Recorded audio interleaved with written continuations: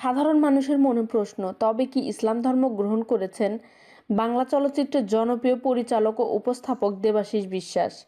এমন প্রশ্ন ওঠার পেছনেও যথেষ্ট যৌক্তিকতা রয়েছে। কয়েকটি অনলাইন গণমাধ্যমে এমন খবর প্রকাশ পায়। ঘটনার সূত্রপাত গতকাল শুক্রবার সন্ধ্যায়। পারিবারিক পদবি ঠিকই আছে, তবে বদলেছে তার আসল নাম। দেবাশীষ বদলে তার নতুন নাম রাখা হয়েছে তাজুল ইসলাম।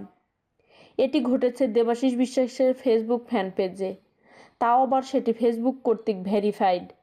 প্রশ্ন উঠতেই পারে, তবে কি দেবাশীষ বিশ্বাস হিন্দু ধর্ম থেকে মুসলমান ধর্ম গ্রহণ করেছেন? তার ওই অফিসিয়াল প্রমাণ এটাই নয় কি? কারণ ফেসবুক ভেরিফাইড অ্যাকাউন্ট কিংবা পেজে তো আর সাধারণত হ্যাক হওয়া সম্ভব নয়।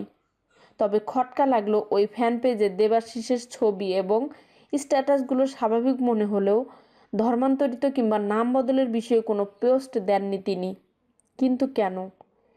এসব রহস্যময় ঘটনার তল খুঁজতে দেবাশীষ বিশ্বাসের সঙ্গে যোগাযোগ করলে তিনি গণমাধ্যমকে জানান, বিষয়টি নিয়ে অস্থিরতার কিছু নেই, আমি এখন শুটিংয়ে ব্যস্ত আছি, এ বিষয়ে পরে কথা বলবো। কিন্তু এমন কথার ফাঁকেও তো শুভঙ্করের ফাঁকি রয়ে যায়। তবে কি দেবাশীষ জেনে বুঝেই কাজটি করেছেন?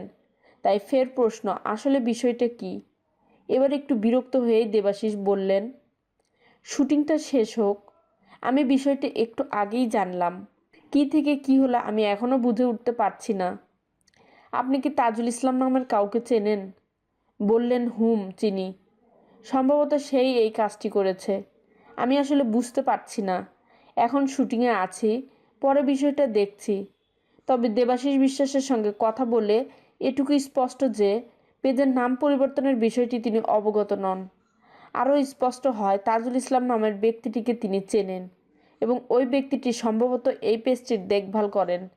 ধারণা করা যায় তাজুল ইসলামের সঙ্গে কোনো ঝামেলার জের ধরেই এই বিব্রতকর ঘটনাটি ঘটেছে।